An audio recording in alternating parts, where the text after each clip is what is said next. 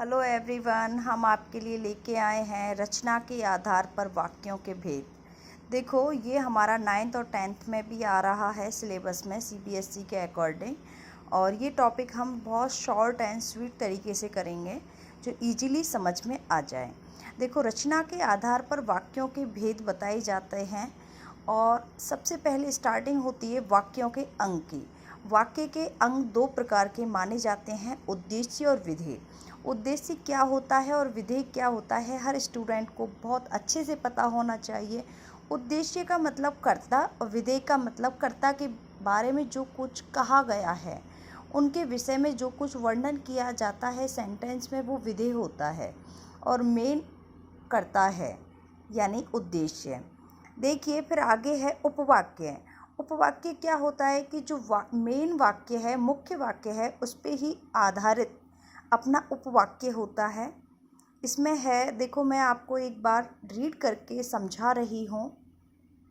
उद्देश्य जिसके विषय में व्यक्ति या वस्तु के जो अपना सब्जेक्ट है उसके बारे में कहा जा रहा है।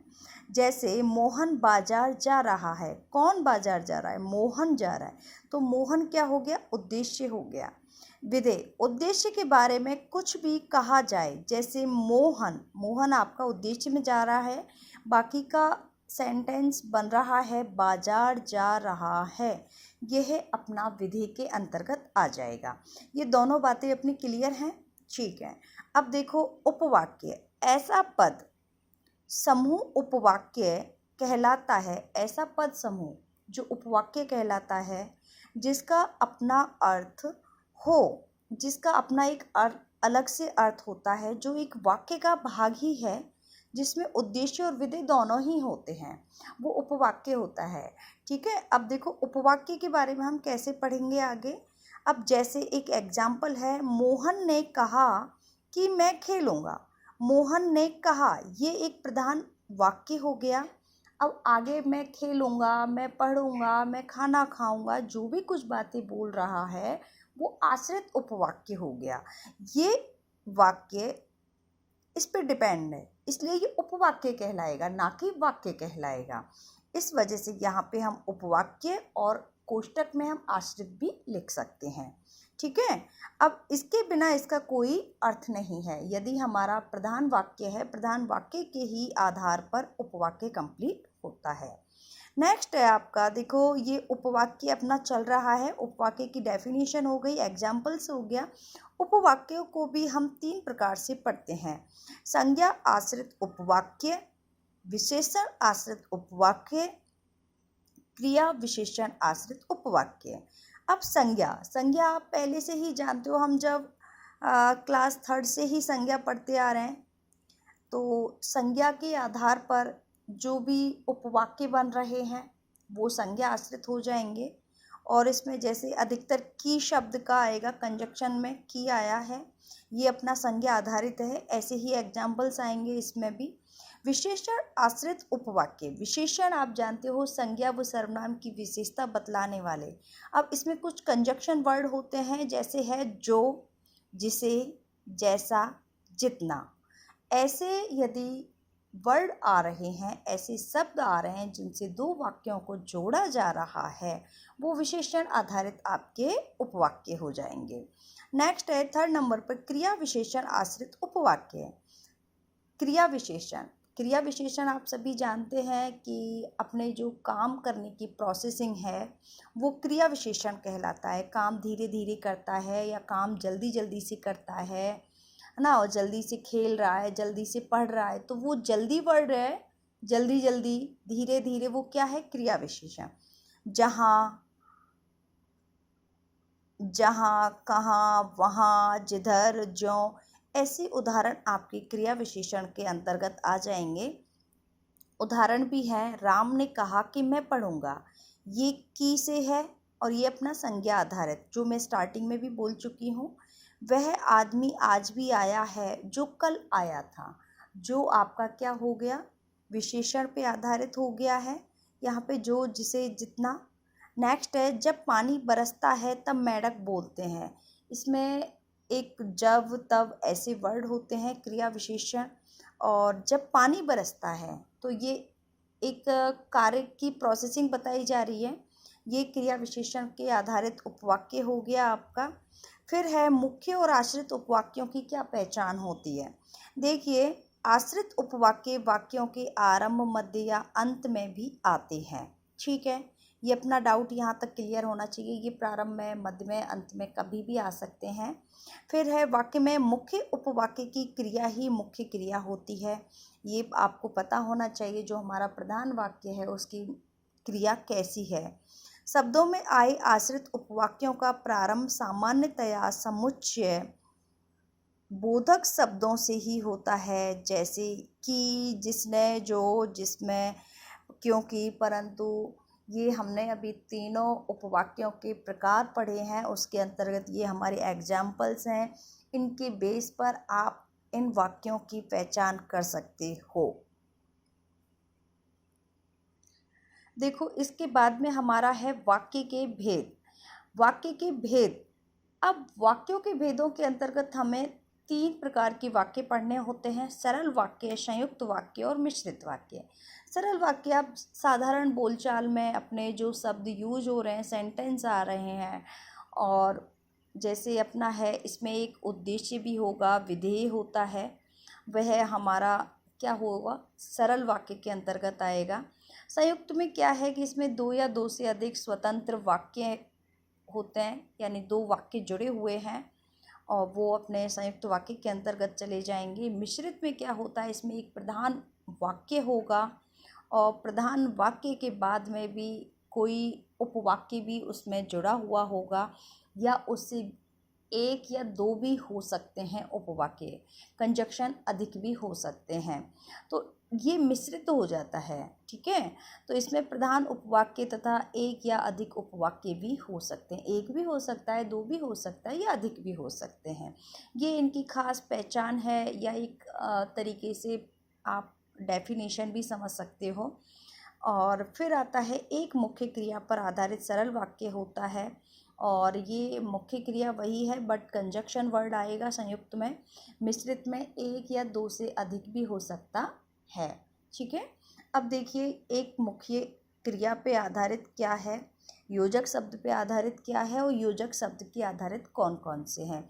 ये इसी के ही प्रकार है। मिश्रित वाक्य है ना, मिश्रित वाक्य में कौन कौन से शब्दों का प्रयोग किया जा रहा है, संयुक्त वाक्य में कौन से शब्दों का प्रयोग किया जा रहा है, और सरल वाक्य में क्या है। अब देखिए, सबसे पहले हमारा स्टार्टिंग है सरल वाक्य। कर्ता और क्रिया के अंतर्गत कर्म विशेषण, क्रिया विशेषण और कारक हो सकते हैं। ठीक है, फिर है योजक शब्द। इसमें क्या है, तथा, फिर, या, अथवा, अन्यथा, किंतु, लेकिन, मगर। ये कंजक्शन वर्ड कहीं पे भी मिल जाए, ये योजक शब्द मिल जाए, तो आप ये समझ लेना ये संयुक्त वाक्य ही है। नेक्स्ट है योजक शब्द। योजक शब्द हैं कौन कौन से, कि, यदि, अगर, तो, जब, तब, जिसे, जहाँ, जिसने, जिसको, जो, जिन्हें, जैसे, हालांकि आदि ऐसे शब्द आए तो वो समझिए आपका क्या होगा, मिश्रित वाक्य होगा। ठीक है, तो ये हमारी एक खास पहचान होगी, ये हमें अच्छे से लर्न होना चाहिए। इसके बाद में मैंने यहाँ पे आपको एक एग्जाम्पल्स भी बताए हैं। बच्चे ने धीरे धीरे खाना खाया, ये आपका सरल वाक्य है। ठीक है, सरल वाक्य है, और ये आपका देखो यहाँ पे क्रिया विशेषण के आधार पर हो जाएगा धीरे धीरे, क्रिया विशेषण पे आधारित हो गया, धीरे धीरे खाना खाया है, साधारण वाक्य है। सामने वाले घर में बहुत सुंदर बच्चा रहता है, बहुत सुंदर एक बच्चे की विशेषता बताई जा रही है, तो ये विशेषण पर आधारित हो गया है। ठीक है, कैसा है, बहुत सुंदर है, गुण के आधार पे होता है ना, तो ये साधारण सेंटेंस हो गया, साधारण वाक्य हो गया। उसने अपना काम समय पर पूरा कर लिया, तो यानी अपना समय पर काम किया है। ठीक है, तो वो कहाँ जाएगा, आपका सरल वाक्य में। सूर्य उदय होते ही पक्षी चहचहाने लगे। सूर्य उदय के समय, यानी एक समय को इंगित किया जा रहा है, और पक्षी क्या कर रहे हैं, चहक रहे हैं, ये भी सरल वाक्य के अंतर्गत आएगा। फिर नेक्स्ट है संयुक्त वाक्य के उदाहरण है। मैंने उसे पढ़ाया और नौकरी दिलवाई। मैंने उसे पढ़ाया, और है कंजक्शन वर्ड है, संयुक्त वाक्य के अंतर्गत आएगा। मोहन ने खाना खाया और सो गया, और से जुड़ा हुआ है तो संयुक्त वाक्य के अंतर्गत आएगा। उसे गृह कार्य समाप्त करना था, इसलिए देर रात तक जागता रहा है। ठीक है, तो क्या है, इसलिए वर्ड आ रहा है, तो इसलिए क्या हुआ, संयुक्त के अंतर्गत आएगा। सूर्य उदय हुआ, पक्षी चहचहाने लगे। अब सूर्योदय हुआ यानी इसके बाद में ये हुआ है इसमें, है ना, तो इसमें क्या हुआ, पक्षी चहचहाने लगे। तो ये आपका देखो थोड़ा सा डिफरेंट हो रहा है। सूर्य उदय होते ही आ गया है तो आपका सरल में चला जाता है, हुआ और ही नहीं है, बट यहाँ पे इसके बाद में ये काम हो रहा है, यानी एक दूसरे से कनेक्ट हैं, तो यहाँ पर क्या है, संयुक्त है। ये थोड़ा सा अच्छे से देख लेना, ध्यान से पढ़ना है इसको। फिर है हमारा नेक्स्ट लास्ट है मिश्रित वाक्य। जब भी मैं उसके घर गया उसने मेरा सत्कार किया। जब भी मैं उसके घर गया, जैसे इनवर्ट ये अपना अल्प विराम आ गया है। अल्प विराम का मतलब ये है कि आगे भी एक उपवाक्य आ रहा है, तो इसका मतलब ये मिश्रित वाक्य है। अध्यापक चाहता है कि उसके शिष्य अच्छे बने। ये हर टीचर चाहता है कि उसके बच्चे अच्छे से पढ़ाई करें और अच्छा बने। तो की कंजक्शन वर्ड आ रहा है, योजक शब्द आ रहा है, तो मिश्रित वाक्य के अंतर्गत चला जाएगा।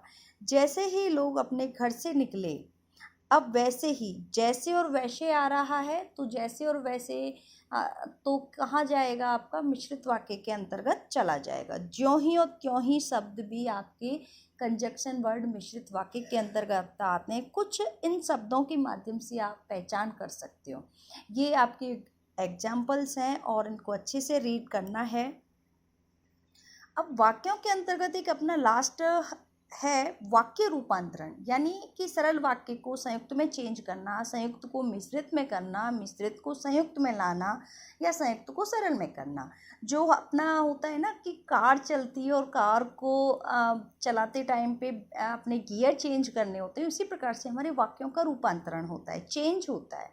ठीक है, तो इसके लिए क्या है, बिना अर्थ बदले किसी वाक्य को दूसरे प्रकार के वाक्य में परिवर्तित करने की प्रक्रिया को वाक्य रूपांतरण कहते हैं।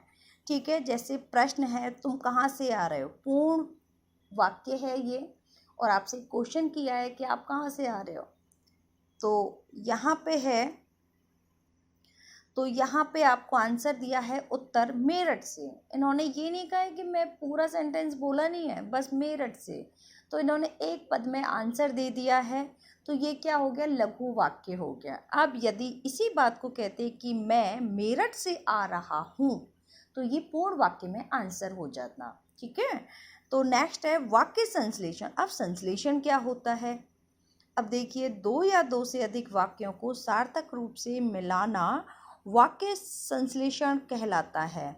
उदाहरण है, इसने दिया है का और खा दो प्रकार से उपवाक्य करके। कवि ने कविता सुनाई और श्रोता हंस पड़े। अब देखो, ये जैसे आपके लिए कोई दो उपवाक्य दे देते हैं, उनको कंजक्शन करके सरल वाक्य, संयुक्त वाक्य और मिश्रित वाक्य बनाना होता है। ये आपका एक होमवर्क हो जाता है कि जब आप कोई टॉपिक पढ़ो उसके बाद में आपको क्या है, प्रैक्टिस करना है। तो इसमें क्या है, ये एग्जाम दो आपके उपवाक्य हैं, इनको कंजक्शन करके आपको सरल वाक्य में चेंज करना है। सरल वाक्य में देखो, कवि की कविता सुनकर श्रोता हंस पड़े। एक सेंटेंस कंप्लीट हो गया, साधारण सेंटेंस क्लियर। दो उपवाक्यों से एक सेंटेंस बना। उसी प्रकार से संयुक्त वाक्य के अंतर्गत भी होता है कि कवि ने कविता सुनाई और श्रोता हंस पड़े, और आ रहा है संयुक्त के अंतर्गत चला जाएगा। जैसे ही कवि ने कविता सुनाई वैसे ही श्रोता हंस पड़े, जैसे वैसे आता है तो आप समझ जाओगे मिश्रित वाक्य है। तो ऐसे ही आपको दो वाक्य लेने हैं, उनके आधार पर प्रैक्टिस करनी है, और शायद मैं समझती हूँ ये टॉपिक आपका बहुत इजीली क्लियर हो जाएगा। Thank you.